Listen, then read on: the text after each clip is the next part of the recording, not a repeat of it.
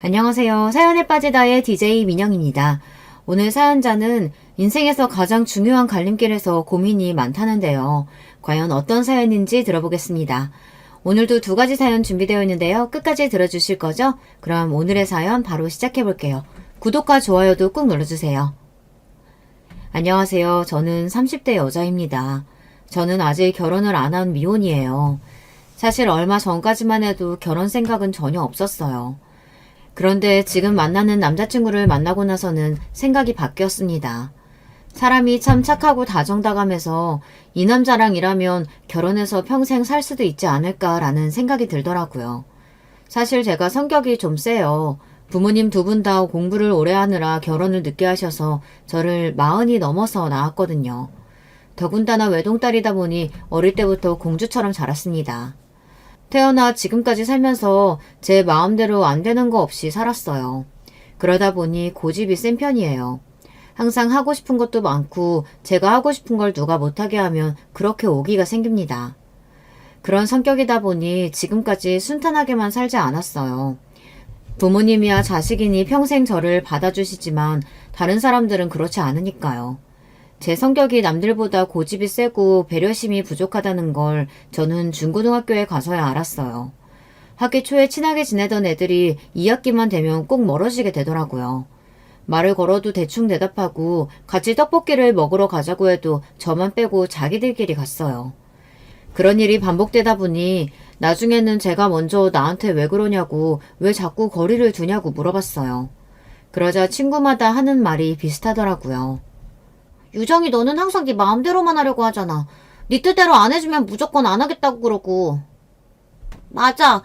더군다나 우리가 아무리 아니라고 이야기해도 네 생각이 맞는다고 생각하면 다른 사람들의 의견 다 무시하고 고집 피우잖아. 그거 진짜 힘들어. 그때까지 저는 제가 그런 애인 줄도 몰랐어요. 단지 다른 사람들보다 내 생각을 솔직하게 표현하는 사람이라고 여겼습니다. 야, 너네 웃긴다. 그렇게 기분 나빴으면 그때그때 이야기하면 되지. 유치하게 왜 사람을 따돌리고 연락까지 씹어? 너희가 하는 짓은 뭐 착한 짓이냐? 저는 친구들이 좋았어요. 부모님이야 항상 제 편이었지만 형제가 없다 보니 항상 심심하고 외로웠습니다. 그래서 친구들과 있으면 너무 즐겁고 행복했어요. 그런데 문제가 생길 때마다 제가 순순히 미안하다고 하지 않으니 어느새 주변에 친구가 하나도 없더라고요. 저도 알아요. 제 성격이 별로라는 걸요. 점점 더 사람들과 친하게 지내는 게 쉽지 않다 보니 저 나름대로 고쳐보려고 노력도 많이 했습니다. 그런데 아무리 노력을 하려고 해도 안 되는 게 있었어요. 제가 하기 싫은 건 죽어도 못 하겠더라고요. 그 성격 때문에 태어나 처음으로 부모님과 마찰이 있었습니다. 수능을 치르고 얼마 안 됐을 때 일이에요. 부모님은 당연히 제가 법대를 갈 줄 알고 계셨어요. 그런데 제가 뜬금없이 간호대에 가겠다고 우겼습니다. 어릴 때부터 검사하겠다고 노래를 부르길래 당연히 법대 가겠다고 할 줄 알았더니만 네 성적에 굳이 간호대를 왜 가? 그래, 병원에서 일하고 싶은 거면 차라리 재수해서 내년에 의대 가는 거 어때? 제가 어릴 때 무슨 드라마를 보고는 드라마 속에 나오는 검사가 멋있다고 나중에 커서 검사가 되겠다고 하기는 했어요. 성적도 항상 나쁘지 않은 편이었기에 부모님은 당연히 법대에 가서 로스쿨에 진학할 줄 아셨죠. 그런데 최근에 생각이 변했습니다. 무슨 일이 있어도 간호대에 가서 훌륭한 수간호사가 되고 말 거라고요. 나 엄마 아빠가 뭐라고 하든 간호대 갈 거야. 그러니까 재순이 뭐니 그런 소리 하지 마세요. 아니 도대체 이게 무슨 일이야? 내 딸이지만 너처럼 너밖에 모르는 애가 간호사를 어떻게 하겠다고 그래? 그래.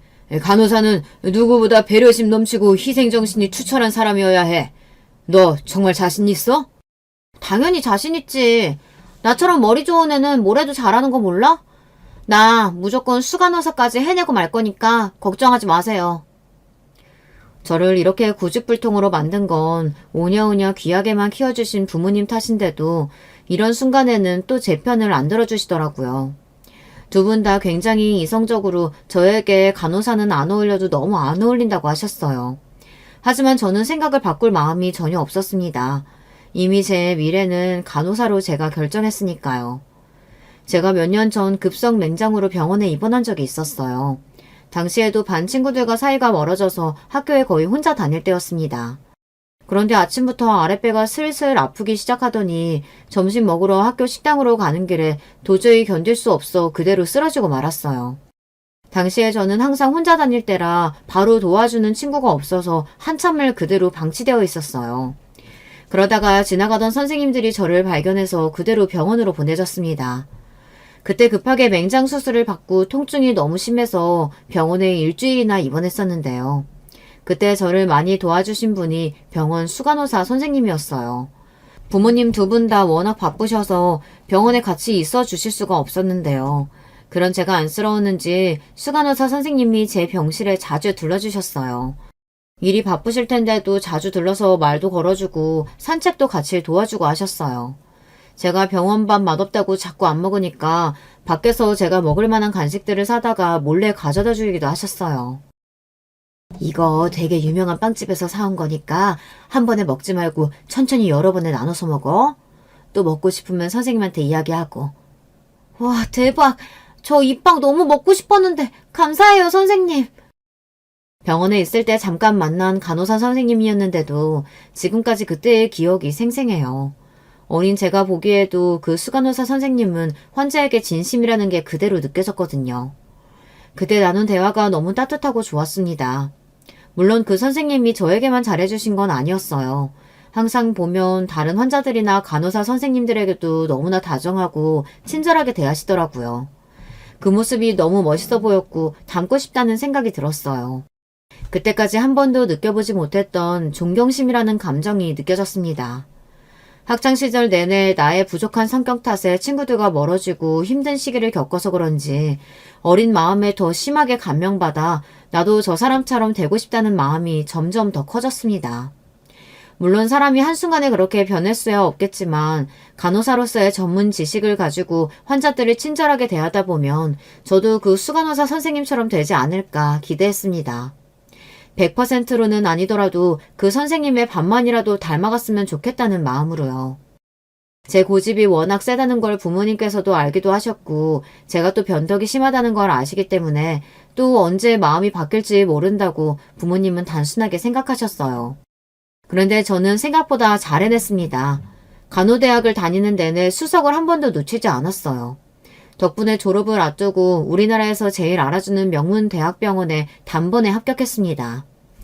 저는 그렇게 꿈꾸던 진짜 간호사가 됐어요.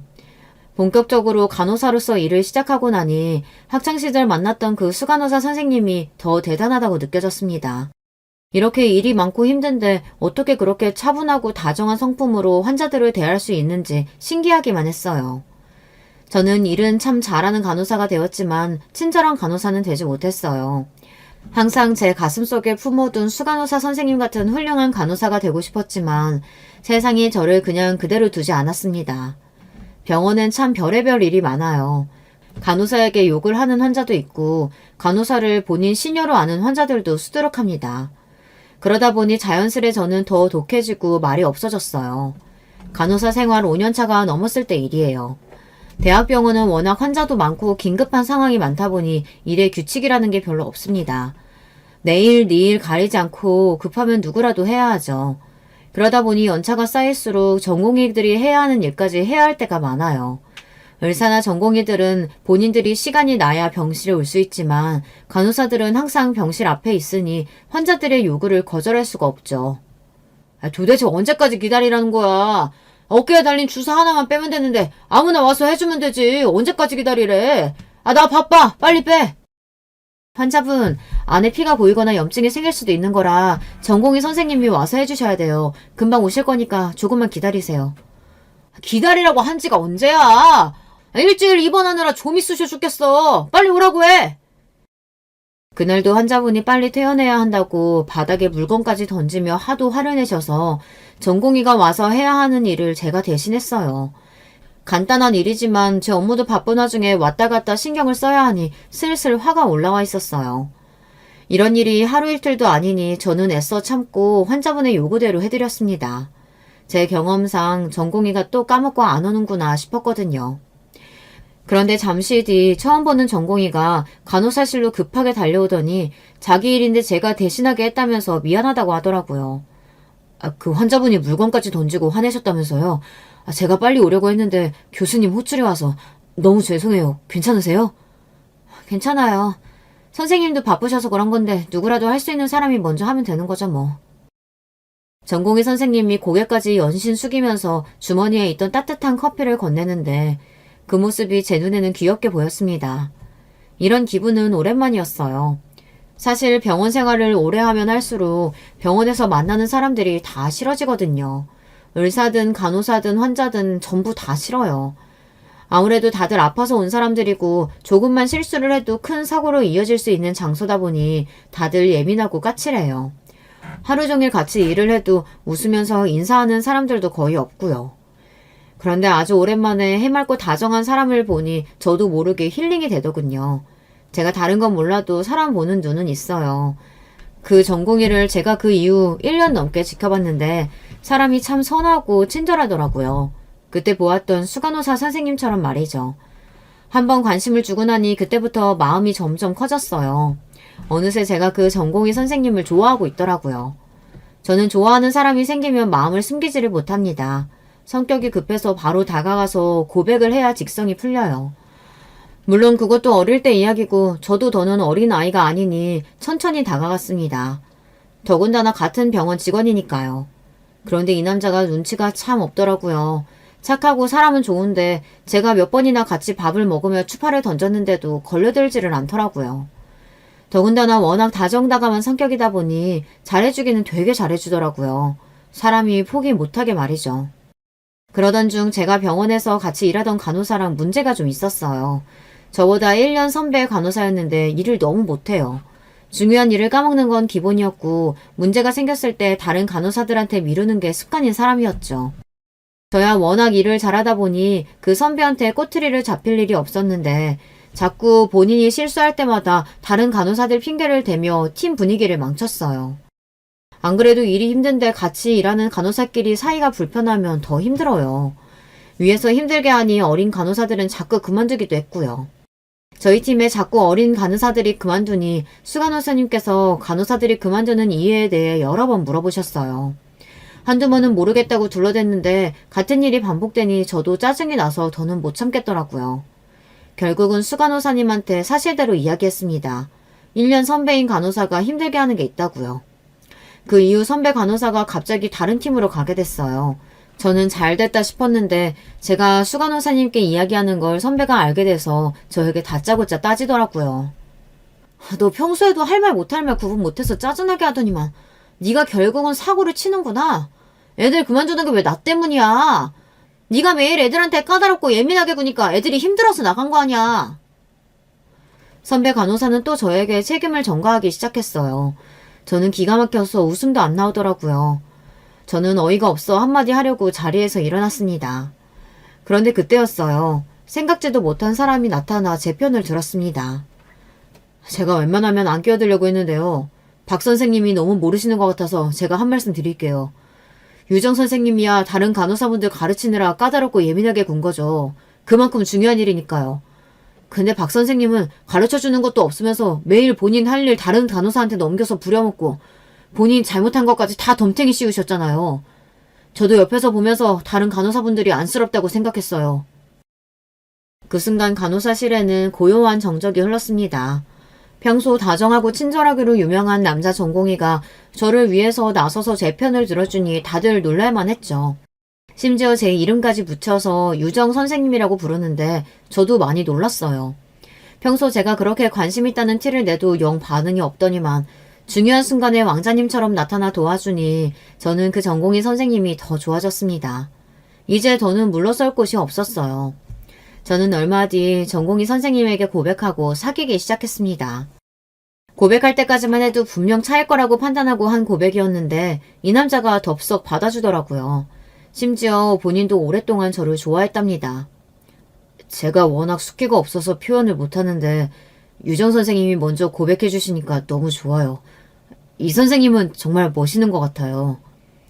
살다 살다 남자한테 멋있다는 소리는 처음 들어봤습니다. 지금까지 제가 만나온 남자들은 다들 저에게 성격이 까칠하네, 자기밖에 모르네 이러면서 이기적이다고 했어요. 그래서 그런지 연애를 시작해도 반년 이상 해본 적이 없었죠. 그런데 이 남자친구와는 뭔가 달라도 너무 달랐습니다. 제가 뭘 해도 좋아해주고 응원해줬어요. 저는 대학병원 간호사에 남자친구는 전공의이다 보니 사실 둘 다 연애하기에는 좋은 조건이 아니에요. 둘 다 바빠서 만날 시간도 거의 없으니까요. 그런데 둘 다 병원에서 어떻게 생활하는지 뻔히 다 알아서 그런지 자연스레 서로 배려하고 이해해줬습니다. 이런 연애는 처음이었어요. 전 남자친구들은 제가 3교대라 너무 피곤하다고 바쁘다고 하면 딱딱 근무 시간 지켜가면 일하는데 뭐가 힘드냐고 했어요. 일반 직장인들은 야근에 출장에 출퇴근의 시간이 정해져 있어도 지키지 못한다고 더 힘들다고 투덜거렸어요. 그런데 지금의 남자친구는 본인도 거의 못 자고 일해서 힘들 텐데도 항상 저를 먼저 챙겨주었습니다. 제가 출근하는 시간, 퇴근하는 시간, 자는 시간 미리 확인해서 바쁜 시간은 피해서 연락하고 최대한 쉬는 날을 미리 맞춰서 데이트할 수 있게 시간을 맞췄죠.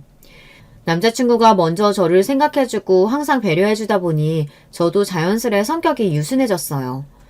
남자친구를 만나는 동안은 화를 낼 일도 없고 고집을 피울 일도 전혀 없었죠. 남자친구는 저를 좋은 사람이 되게 만들어줬어요. 사실 다정하고 친절한 사람이 되기 위해 간호사가 됐는데도 어느새 더 까칠하고 예민해진 저를 보다 보면 마음이 안 좋을 때가 많았습니다.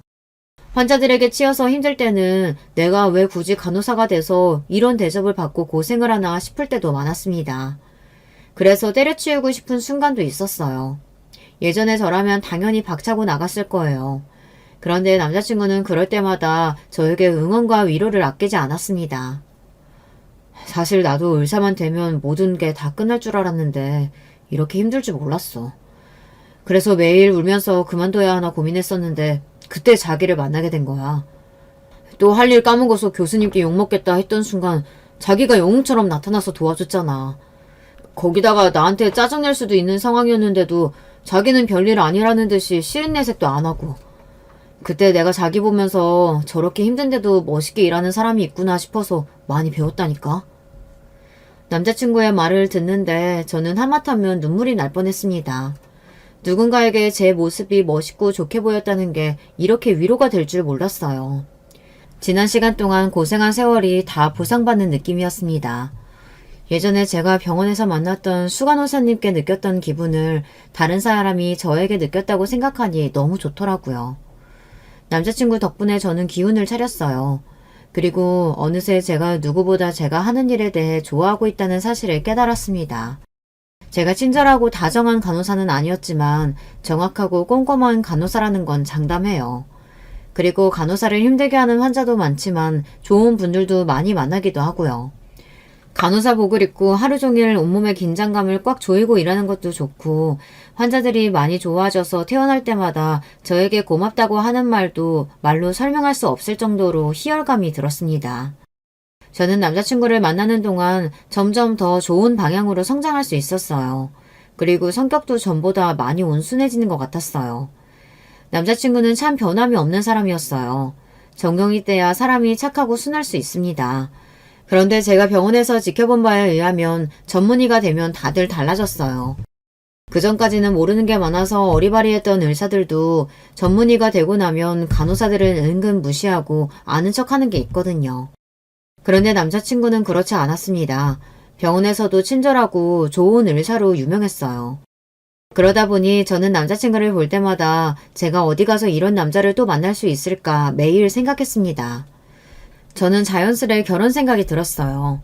비혼이나 다름없었던 저였는데 이런 남자친구와의 결혼이라면 행복하게 살 수 있을 것 같았죠. 그런데 세상에 쉬운 일이란 없었습니다. 남자친구와의 결혼에 걸리는 게 딱 한 가지 있었어요. 바로 시어머니였습니다. 연애를 처음 시작했을 때부터 마음에 좀 걸리는 게 있었어요. 남자친구처럼 다정한 사람이 어머니 이야기만 나오면 입을 꾹 다물더라고요. 처음엔 별일 아니겠거니 하고 그냥 넘어갔는데 만나면 만날수록 남자친구와 어머니 사이에 문제가 있는 것 같더라고요. 한 번은 이런 적이 있었어요. 남자친구와 제가 오랜만에 쉬는 날이 겹쳐서 여행을 갔어요. 1박 2일로 간 건 처음이라 둘 다 신나 있었습니다. 그런데 숙소에 도착할 때쯤 남자친구에게 전화가 걸려왔어요. 핸드폰 화면을 보니 남자친구의 어머니였습니다. 그런데 남자친구가 전화를 안 받더라고요. 저는 신경이 쓰여서 왜 전화를 안 받느냐고 물었습니다.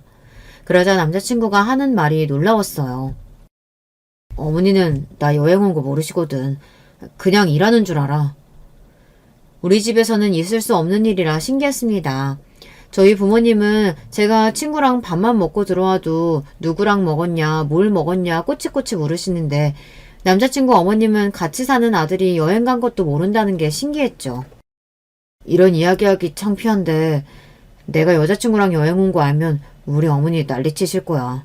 의사대래가 연애는 무슨 연애냐고. 아무리 그래도 1박 2일 여행인데 미리 말씀드려야 하는 거 아닐까?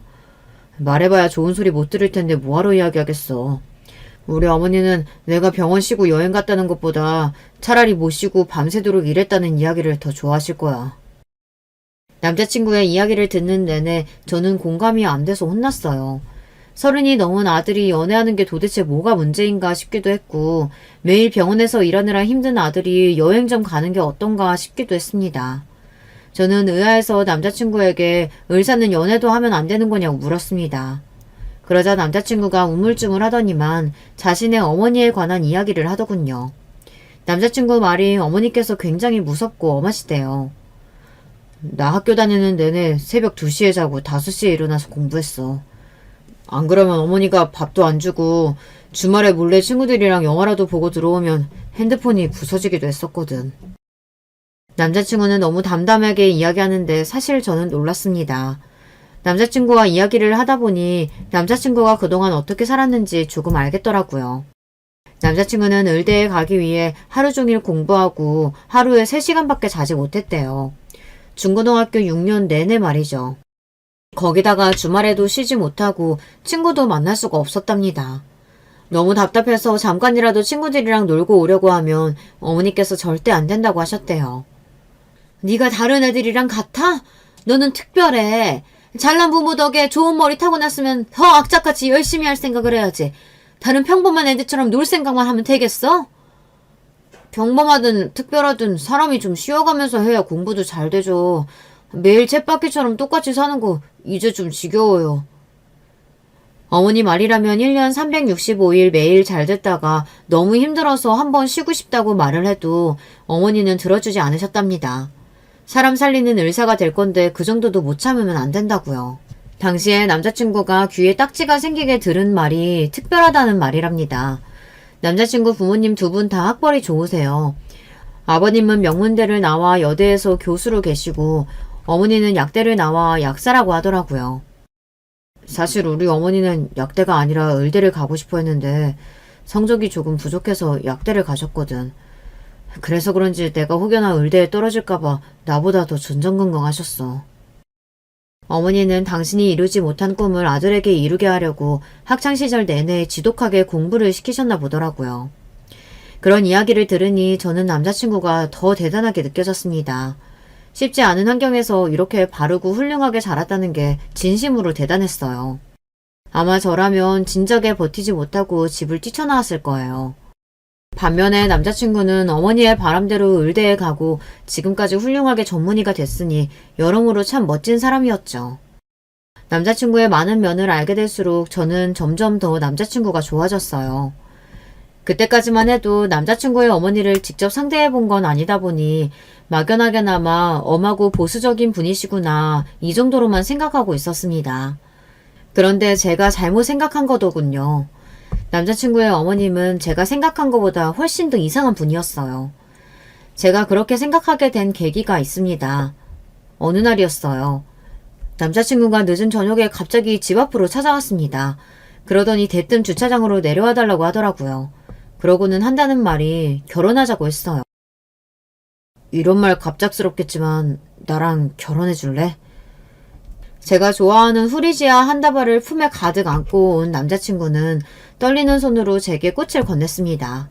저는 당연히 좋다고 대답했어요. 남자친구를 만나는 동안 내내 기다리던 순간이니까요. 그때까지만 해도 저는 단순히 프로포즈를 받은 것 정도로만 생각했습니다. 그런데 이게 단순한 일이 아니더군요. 프로포즈를 받은 날 밤 차 안에서 남자친구와 이야기를 나누는데 남자친구가 저에게 굉장히 조심스럽게 말을 꺼내더라고요. 잔뜩 긴장한 얼굴로 말이죠. 이런 말하면 자기가 기분 나쁠 수도 있는데 부끄러워도 사실이니까 그냥 이야기할게. 얼마 전에 어머니께서 당장 선 봐서 결혼하라고 손자리를 구해오신 거야. 남자친구는 혹여나 제 기분이 상할까 눈치를 보며 이야기했어요. 이야기는 이랬습니다. 남자친구 어머니께서 너무 좋은 신부감이 있다며 당장 선을 보고 결혼하라고 하신대요. 아무리 조건이 좋아도 당사자들이 좋아야 만나서 결혼도 하는 거지. 자기 여자친구 있다고 아직도 말 안 했어? 저는 기분이 나쁘지 않았습니다. 남자친구가 부모님께 아직 제 이야기를 안 했다는 건 진작 알고 있었기 때문에 모르셔서 그럴 수도 있다고 생각했어요. 그래서 여자친구 있다고도 이야기하고 지금 만나는 여자친구랑 결혼하고 싶다고도 말씀드렸어. 남자친구는 그래서 급하게 제게 프로포즈를 한 겁니다. 급한 마음에 이미 벌써 부모님께 결혼할 사람이 있다고 이야기한 상태라 저를 부모님께 소개하고 싶다네요. 저는 내심 기분이 좋았어요. 저야 남자친구를 만나는 내내 결혼 생각을 했었지만 남자친구는 그동안 한 번도 먼저 결혼 이야기를 하지 않아 나랑 결혼할 생각이 없는 건가 걱정이 되기도 했었거든요. 그런데 제가 결혼을 너무 쉽게 생각했나 봐요. 제가 남자친구 부모님께 인사를 드리러 가겠다고 남자친구에게 이야기를 했는데도 그 뒤로 말이 없더라고요. 저는 한번 이야기가 나왔으니 아무래도 신경이 쓰여서 언제 갈까 남자친구에게 물었습니다. 그런데 제 말에도 남자친구가 우물쭈물 말이 없더라고요. 그래서 저는 아직 부모님께 제대로 말씀을 안 드렸나 싶어 더 묻지 않았습니다. 제가 너무 결혼에 목매는 것처럼 보이는 건 저도 싫어서요. 그러던 중 남자친구에게 실망스러운 사건이 생기고 말았어요. 2년 가까이 연애하는 동안 한 번도 남자친구에게 사소하게라도 서운하거나 화가 난 적이 없었는데 그날 2년치를 한 번에 몰아서 화가 나게 했더라고요. 글쎄 남자친구가 저 몰래 어머니께서 소개했다던 그 여자를 만났더군요. 그것도 다른 사람 입을 통해 듣고야 말았어요. 제가 주말에 시댁 행사 있어서 신라호텔 갔었거든요. 그런데 거기서 오준호 선생님 딱 봤지 뭐예요? 되게 어리고 예쁜 여자랑 선보는 것 같더라고요. 분위기가 아주 딱딱하고 불편해 보이는 게 딱 선이었어요. 오준호 선생님 정도면 뭐 어리고 예쁜 여자 만날 수 있지. 이러다가 오준호쌤 조만간 청첩장 돌리는 거 아니에요? 병원 사람들은 신이 나서 떠들었습니다. 그 와중에 저는 화가 나고 짜증나도 티를 낼 수가 없었어요. 저와 남자친구가 연애한다는 걸 병원 식구들은 아무도 모르다 보니 제가 여기서 티를 낼 수가 없었죠. 물론 사내 비밀 연애다 보니 평소에도 일하다 보면 종종 서로의 이야기를 듣고는 해요. 오 선생이 또 뭐를 실수했다더라. 오 선생이 교수님께 혼나고 있다더라 등등 평소 많이 듣습니다. 그런데 이건 상황이 전혀 달랐어요. 일상적인 소리만 듣다가 주말에 다른 여자와 선을 봤다는 소리를 들으니 몸 전체가 뜨거워지며 피가 거꾸로 솟더군요. 저는 점심을 먹자마자 비상구에 숨어 남자친구에게 전화했습니다. 남자친구는 제 속도 모르고 바쁜지 전화를 받자마자 들릴 듯 말 듯 소리로 전화를 받더군요. 자기야, 내가 지금 조금 바쁜데 금방 다시 전화할게. 아무것도 모른다는 듯 해맑은 남자친구의 목소리에 저는 화가 치밀어 올랐어요. 그래서 저도 모르게 흥분해버리고 말았어요. 너만 바빠? 나도 바빠. 바쁜 와중에 화가 나서 도저히 일을 할 수가 없어서 전화한 거야. 너 주말에 선 봤다며? 내가 모를 줄 알았어? 남자친구에게만은 절대 보여주고 싶지 않았던 모습인데 결국은 제 진짜 모습을 남자친구에게 보이고 말았습니다. 남자친구가 저보다 한 살 나이가 어리기 때문에 절대 남자친구에게 야라고 부르지 않았어요. 그런데 결국은 내지르고 말았습니다. 하지만 그렇다고 해서 이건 그냥 좋게 넘어가 줄 수 있는 문제가 아니었어요. 그날 저녁 퇴근한 이후 남자친구는 저를 만나 애써 그날 일에 대해 변명했습니다. 남자친구는 어쩔 수 없었답니다. 선자리에 나가지 않으면 안 될 이유가 있었대요. 이유? 아무리 대단한 이유가 있어도 그렇지 어떻게 나를 두고 딴 여자랑 선을 보러 나갈 수가 있어? 저는 태어나서 그런 모욕감을 느껴본 건 처음이었어요. 안 그래도 제가 남자친구보다 나이가 많다는 게 신경 쓰이는데 젊은 여자와 선을 봤다고 하니 기분이 더 나쁘더라고요. 나도 정말 어쩔 수 없었어. 내가 선자리 안 나가면 어머니가 절대 자기 안 만나준다고 해서. 그래서 그런 거야. 내 입장에서는 방법이 그거밖에 없었어. 나도 그 자리에 나가는 거 진짜 고역이었다니까. 남자친구의 말에 저는 순간 충격을 받아 말문이 턱하고 막히고 말았습니다. 남자친구의 어머니께서 저를 안 만나겠다고 하셨다네요. 내가 말했었잖아. 우리 어머니 말 통하는 사람 아니라고. 자세하게 이야기해봐야 자기만 너무 실망하고 힘들 것 같아서 내가 상황을 미리 이야기할 수가 없었어. 남자친구 어머니는 여자친구가 있다는 말에도 계속해서 선을 보라고 압박을 하셨대요. 남자친구는 아무래도 안 되겠다 싶어 어머니와 계속 싸우다가 조만간 저를 데리고 인사시키겠다고 했답니다. 그랬는데도 남자친구 어머니께서는 절대 저를 만나지 않겠다고 하셨답니다. 남자친구가 끝까지 이유를 이야기 안 하려고 하는 거 제가 꼬치꼬치 캐물어서 결국은 듣고야 말았어요. 그런데 그냥 듣지 말 걸 그랬습니다. 막상 듣고 나니 마음이 좋지가 않더군요. 남자친구 어머니는 제가 나이가 많은 것도 싫고 직업이 간호사라는 것도 싫다고 절대 이 결혼은 허락할 생각이 없다고 하셨답니다. 남자친구가 너무 아깝다고요. 사람 초라해지는 거 한순간이더군요. 남자친구는 혹시나 제가 상처를 입었을까봐 연신 본인 어머니가 이상한 거라고 속상해하지 말라고 이야기했지만 이미 어머니의 생각을 제가 들은 이상 그 전으로 돌아갈 수는 없었어요. 그런 이야기까지 듣고 나니 저는 태어나 처음으로 위축된다는 느낌을 처음 느껴봤습니다. 이 정도로 자존감이 떨어지고 우울해지는 기분은 낯설고 힘들게 만들었어요. 안 되겠다. 우리 그냥 정면 승부하는 게 낫겠어. 어머니께 인사드리러 가자. 어머니께서 나를 안 만나봐서 그렇지 나 보면 분명 좋아하실 거야. 저는 이대로 가만히 있는 건 제 스타일이 아니다 싶었어요. 매도 빨리 맞는 게 낫다고 어차피 부딪힐 일 제 발로 가는 게 낫겠다 싶었습니다. 저는 태어나 그렇게 긴장한 건 처음이었어요. 예전에 대학 면접을 볼 때도 병원 면접을 볼 때도 이렇게 긴장한 적이 없었는데 시어머니를 처음 만난다는 생각에 손까지 덜덜 떨릴 정도로 긴장이 되더라고요. 제가 너무 긴장해서 한마디도 못하는 사이 어느새 남자친구의 차가 청담동 명품 거리를 지나 한눈에 보이는 고급스러운 아파트 단지로 들어서더라고요. 남자친구네 집은 생각한 것보다 훨씬 더 좋았습니다. 평생 강북에서만 살아온 저에겐 신세계였어요. 그런데 저를 처음 보신 남자친구 어머니의 반응이 청담동 아파트보다도 더 놀라웠어요. 내가 안목이 좀 까다로운 편이라 사람 딱 보면 아는데 아휴 아무리 뜯어봐도 마음에 드는 구석이 하나도 없네. 저는 순간 제 두 귀를 의심했습니다. 저와 남자친구가 자리에 앉자마자 인상을 팍 구기시면서 저에게 마음에 안 든다고 돌직구를 날리시더라고요. 어머니, 제가 분명히 말씀드렸잖아요. 제가 결혼하고 싶은 여자친구라고요. 그런 친구에게 어떻게 보시자마자 그렇게 무례한 말씀을 하실 수가 있어요? 남자친구가 저와 이 집에 오기 훨씬 전부터 저에게 당부하긴 했습니다. 처음 남자친구가 결혼하고 싶은 여자친구가 있다고 어머니께 이야기했을 때부터 어머니는 이미 저를 미워하셨기 때문에 남자친구도 어머니께서 저를 만나게 되면 무례하게 구실 수 있다고 미리 말은 했었어요. 그런데 이 정도일 줄은 몰랐습니다. 지금까지 살면서 환자들에게 별의별 말을 다 들어서 이 정도쯤이야 괜찮을 줄 알았는데 막상 좋아하는 남자친구 어머니에게 이런 소리를 들으니 저도 귀가 빨개질 정도로 화가 나더군요. 하지만 저에 대해 모르면서 하시는 이야기이니 애써 한 귀를 듣고 한 귀를 흘려야겠다 싶었습니다. 제가 결혼하고 싶은 남자의 어머니니까요. 어머니께서 저에 대해 아직 잘 모르셔서 그러시는데요. 저랑 준우씨 서로 많이 좋아해요. 결혼해서 살면 예쁜 아이들 낳고 잘 살 자신 있어요.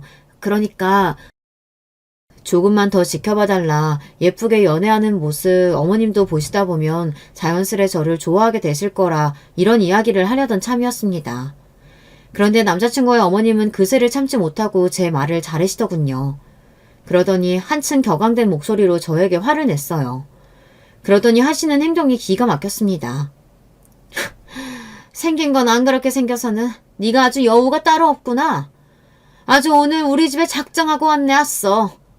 어디 간호사 주제 감히 우리 의사 아들을 넘봐? 너 넘치도 없니? 순식간에 자리에서 벌떡 일어난 어머님께서 갑자기 제 머리끄댕이를 잡고 마구 흔들었어요. 저는 태어나 난생 처음 겪는 상황에 너무 당황해서 어머니의 손에 끌려다녔습니다. 내가 웬만하면 전작해 이야기하고 보내주려고 했는데 이게 아주 보통이 아니네. 나는 죽었다 깨어나도 너 같은 며느리 볼 생각 없으니까 이 딱지고 저리 꺼져. 내 아들 옆에서 떨어지라고. 너무도 순식간에 일어난 일이라 저도 너무 당황했어요. 역시나 놀란 남자친구가 어머니의 허리를 잡아 밀어내지 않았더라면 저는 그대로 머리털이 다 뽑히고 말았을 거예요. 그 순간 너무 억울하고 어이가 없어서 저도 눈이 번쩍 뜨이더군요. 저는 순간 날카로워진 눈매로 어머니를 쏘아봤어요. 이런 아줌마가 어떻게 남자친구처럼 좋은 사람의 어머니일 수 있는지 이해가 안 돼서요. 저는 화가 나도 너무 나서 숨까지 벅차올라 씩씩거렸습니다. 그리고 순간 결혼이고 뭐고 이 아줌마의 콧대를 꺾어버리자 싶더군요. 나에 대해서 잘 알지도 못하면서 이렇게 선 넘으시면 앞으로 어쩌시려고 이래요? 제 말에 남자친구 어머님의 얼굴도 뜨겁게 타오르더군요. 뭐야? 이 버리장머리 없는 년이? 어디서 가면 큰 소리야? 내가 너 같은 년 때문에 책임을 지긴 뭘 져? 이때다 싶어 저는 허리를 곧게 펴고 남자친구 어머님을 똑바로 마주하고 섰습니다. 그리고 지금까지 꾹 참고 있었던 말을 뱉어버렸어요. 제가 어머님 부담스러우실까봐 이런 말까지는 안 하려고 했는데 말씀드려야겠네요. 제가 간호사이긴 한데 우리 병원 병원장이 바로 우리 아버지예요. 이제 좀 아시겠어요? 남자친구에게조차 말하지 않았던 사실을 끝내 제가 이야기하고 말았습니다. 네, 맞아요. 사실 저희 아버지께서 의사셨습니다. 심지어 제가 다니고 있는 대학 병원 병원장이세요. 병원장 딸이 같은 병원 간호사라고 하면 병원 직원들이 다들 불편해할 게 뻔하니 저와 아버지는 둘 다 비밀로 하고 병원에 다녔어요. 더군다나 남자친구도 같은 병원의 의사이다 보니 혹시나 불편해할까 싶어 이야기하지 않았습니다. 지금까지 병원에 다니면서 별의별 일이 다 있었지만 그럴 때마다 병원장 딸이라는 사실만은 이야기하지 않으려고 혼자 힘으로 악착같이 버텼습니다. 아버지 백으로 편하게 일한다는 이야기만은 절대 듣고 싶지 않아서요. 그런데 저도 엄한 사람한테 머리끄댕이를 한번 잡히고 보니 눈에 뵈는 게 없더군요. 이런 몰상식한 아줌마에게는 말을 해야 할 것 같았어요. 자기야, 그게 무슨 말이야? 병원장님이 자기 아버님이라고? 자기한테까지 이야기 못해서 미안해. 아버지가 은퇴하실 때까지는 비밀로 하자고 하셔서 나도 어쩔 수 없었어. 근데 사실이야. 남자친구에게는 아버지께서 내년이면 임기가 끝나실 예정이라 그때가 돼서 이야기할 생각이었어요. 그런데 제가 먼저 이 이야기를 하게 될 줄은 꿈에도 몰랐습니다. 그 정도로 너무 화가 났어요. 반면 남자친구는 지금 현 상황이 혼란스러운지 털썩 소파에 주저앉았습니다. 그런데 어이가 없는 상황은 여기서 끝이 아니었어요. 더 어이가 없었던 건 저희 아버지가 병원장이라는 이야기를 한 직후 남자친구의 어머니의 태도가 180도 달라졌다는 겁니다. 몇 번이나 저에게 그 말이 사실이냐고 확인하시더니만 순식간에 표정이 달라졌어요. 바로 조금 전 움켜쥐셨던 제 머리를 급하게 쓰다듬으면서 자신도 모르게 너무 흥분해버렸다고 하시더라고요. 어머마, 얘 좀 봐. 그런 중요한 이야기를 왜 안 하고 숨기고 있었어. 너 보기보다 애가 참 겸손하고 괜찮구나? 내가 오해했다. 얘, 우리 별거 아닌 일로 괜히 서로 감정 상하지 말고 앉아서 차근차근 다시 이야기해보자. 제 손까지 지그시 잡으면서 자리에 앉으라고 등을 토닥여주는데 순간 저도 모르게 등에 소름이 돋더라고요. 그 모습에 미간을 찌푸리는 건 남자친구도 마찬가지였습니다. 그러고는 남자친구가 버럭 소리를 질렀어요. 어머니, 창피하게 지금 뭐 하시는 거예요?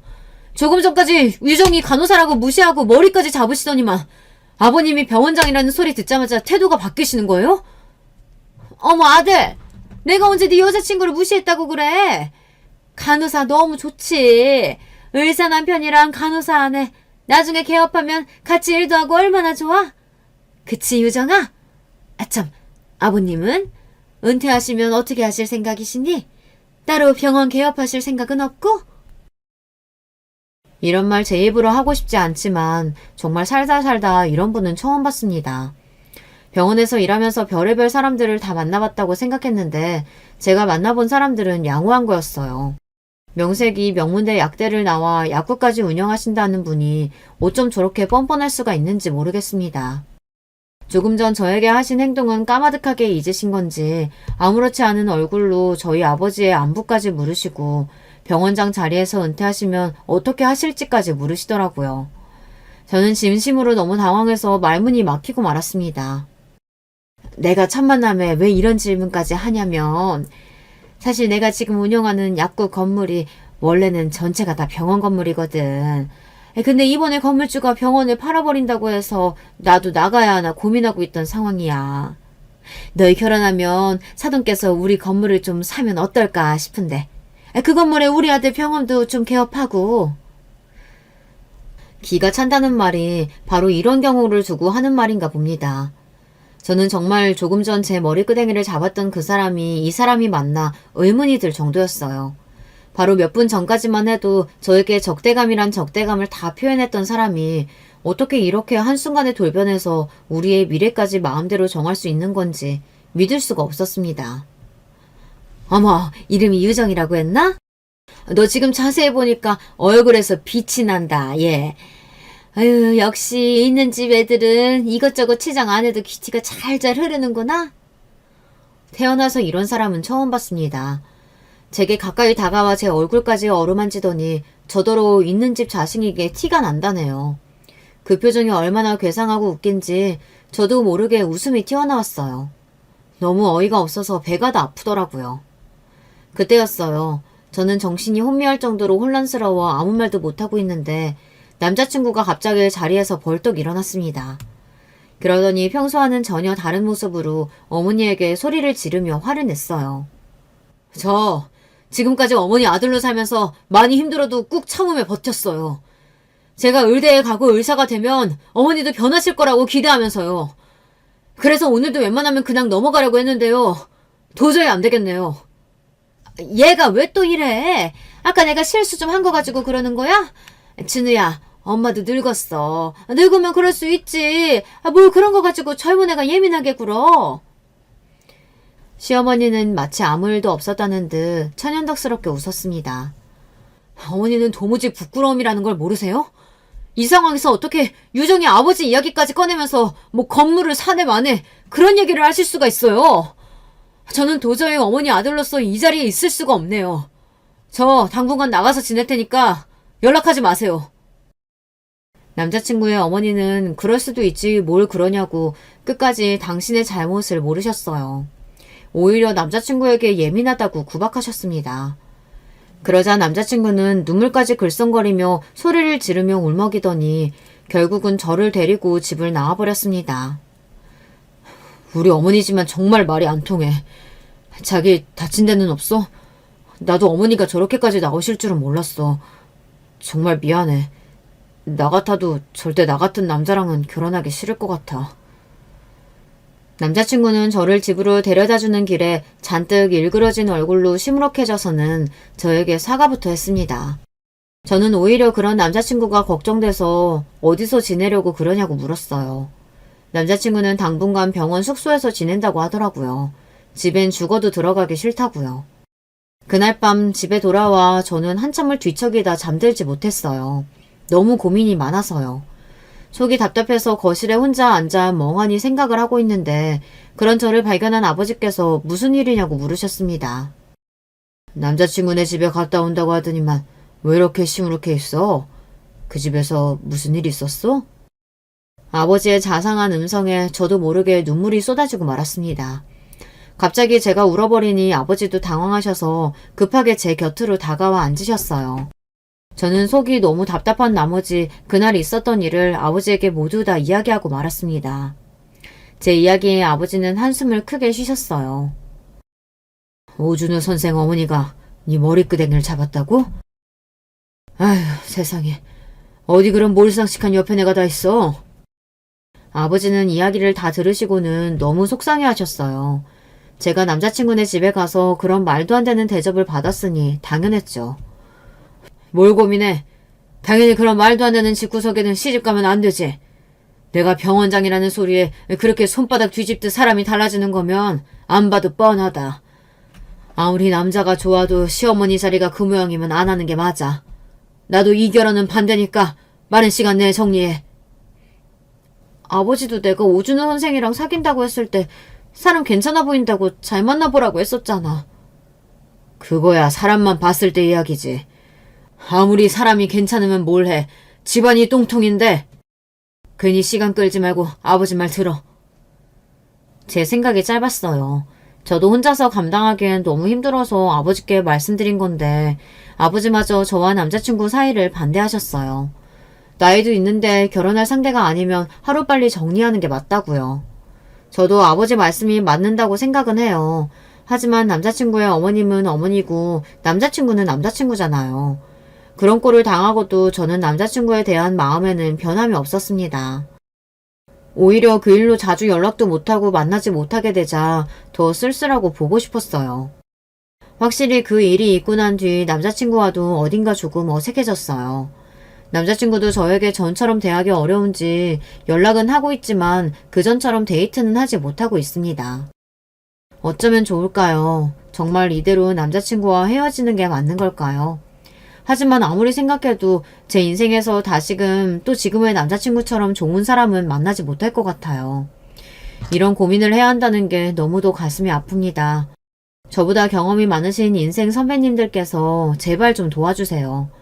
아무리 좋은 사람이고 사랑하더라도 시어머니 자리가 저런 분이면 헤어지는 게 맞는 걸까요?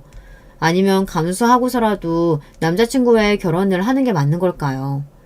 선배님들의 의견과 조언 댓글로 남겨주시면 하나하나 다 확인하고 참고하도록 하겠습니다. 늦게까지 저의 긴긴 이야기 들어주셔서 감사해요. 여러분에게는 언제나 즐거운 일만 가득하시길 바라겠습니다. 여러분, 두 번 시작하기 전에 좋아요, 구독 꼭 눌러주실 거죠? 그럼 두 번째 사연 바로 시작합니다. 안녕하세요. 저는 지방에 사는 40대 여자입니다. 오늘은 얼마 전에 일어난 일에 대해 사연을 제보하려고 해요. 주위 친구들에게 말했더니 너무 재밌어 하더라고요. 그러면서 이런 사연은 우리만 알고 있기가 아쉽다고 해서 저도 제보하게 됐습니다. 이 사연을 듣고 계신 분들 중에 혹시 기혼이신 분들은 저를 많이 이해하실 거예요. 왜냐하면 오늘 사연은 바로 고부 갈등, 시집살이에 관한 사연입니다. 대한민국 며느리라면 아주 작게라도 시집살이를 대부분 당하셨을 거예요. 당장 우리 엄마도 친할머니에게 시집살이를 심하게 당하셨어요. 야, 반찬이 이게 뭐니? 아유, 도대체 집에서 어떻게 배웠길래 이래? 저는 친할머니와 태어날 때부터 같이 살았습니다. 그런 제가 기억하는 친할머니는 동화 속에 나오는 마녀였어요. 착한 우리 엄마를 마구 괴롭히는 마녀요. 실제로 우리 친정엄마는 제가 태어나서 만난 사람 중에 제일 선한 사람입니다. 어디 가서 싫은 소리 절대 못하고 항상 사람들에게 친절하세요. 안타깝게도 엄마는 부모님을 일찍 여의셨어요. 그래서 고아인 상태로 시집을 가게 되셨습니다. 친할머니는 그런 엄마가 만만하고 싫었는지 시집살이를 매우 심하게 하셨어요. 엄마, 그만해요. 숙자한테 도대체 왜 그렇게 대하세요? 지혜가 보고 배우잖아요. 내가 뭘 했다고 그래? 결혼하더니 그 여자한테 빠져서 지 엄마한테 저러는 것 좀 봐. 돌아가신 네 아빠한테 부끄럽지도 않아?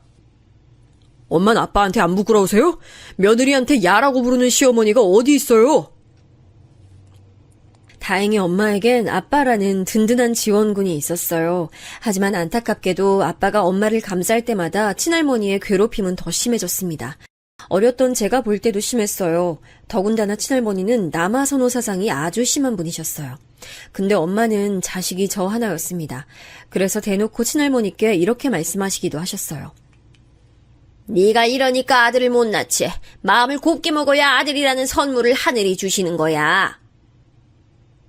이런 시집살이는 제가 중학생 때까지 지속됐어요. 그러다 어떤 사건으로 인해 엄마는 저를 데리고 이혼해서 나왔습니다. 그 사건은 바로 친할머니의 병간호 문제였어요. 할머니가 잠깐 마실을 나가셨다가 크게 넘어지셨거든요. 그러면서 허리를 심하게 다쳐 누워 계셔야 했습니다. 정신은 온전한 상태였어요. 야, 아유 나중에 죽겠다. 아주 시어머니 죽으라고 고사 지내냐? 할머니는 처음엔 방 안에 누워 계셨는데 나중엔 거실에서 생활하셨습니다. 이러면서 엄마가 바닥을 닦거나 집안일을 하면 사사건건 시비를 거셨어요. 제가 보기에도 저건 너무 심하다고 생각했죠. 먼지가 너무 많잖아. 더 빡빡 닦아야 사라지지. 아이 김치찌개 냄새가 왜 이러냐? 더 푹 끓여봐. 우리 아들 나가서 고생하는데 맛있는 거 먹여야지. 아이 청소기 소리 너무 커서 텔레비전 소리가 안 들리잖아. 일부러 이래? 저도 할머니 눈치가 보여 거실은커녕 집에 들어가기도 싫었죠. 엄마는 그래도 웃으면서 할머니의 시집살이를 견디셨어요. 그런데 그러다 아빠와 이혼까지 하게 된 계기가 생겼습니다. 바로 고모가 우리 집에 들어와 살게 됐어요. 고모는 이혼하고 갈 곳이 없다고 우리 집으로 무작정 들어왔습니다. 와서 가만히 있으면 모르겠는데 엄마를 아주 개인 비서로 알더라고요. 나 이거 빨래 좀 해줘. 내일 아침에 입어야 되니까 오늘 저녁엔 해줘. 알겠지? 부탁해. 엄마는 급기야 친할머니와 고모까지 둘 다 시중을 들게 된 거죠. 고모와 할머니는 둘이 같이 엄마를 얼마나 괴롭혔나 몰라요. 엄마가 요리하면 그 요리가 짜다, 맛이 없다 혹평하고 청소하면 더 닦으라고 하고 이런 일이 매일 있었습니다. 엄마는 이 과정에 더 참다간 본인이 병이 나게 생겼다고 아빠에게 이혼을 요구했죠. 사실 아빠와 엄마는 사이가 좋으셨어요. 두 분의 관계는 문제가 없었는데 고부 갈등이 유독 심했죠. 고모가 들어와서 엄마와 마찰이 있을 때도 아빠는 나서서 도와주셨거든요. 물론 악효과가 나긴 했지만요. 숙자야, 이혼해도 우리 연락은 계속하고 살면 안 될까? 지혜도 아빠가 필요한 상황이 분명 있을 거야. 제발, 우리 엄마랑 누나가 너한테 시집살이 시킨 건 나도 너무 미안해. 나도 당신 아직 사랑하는데 더는 안 되겠어. 지혜 데리고 당신 모르는 곳으로 가서 살래. 내 새 인생 존중해줘.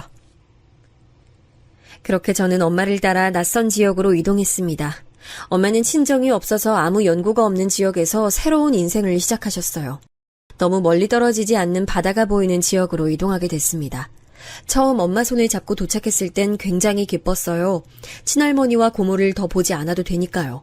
그런데 그건 제 착각이었습니다. 그 지역은 외지인에 대한 텃세도 심한 편이었어요.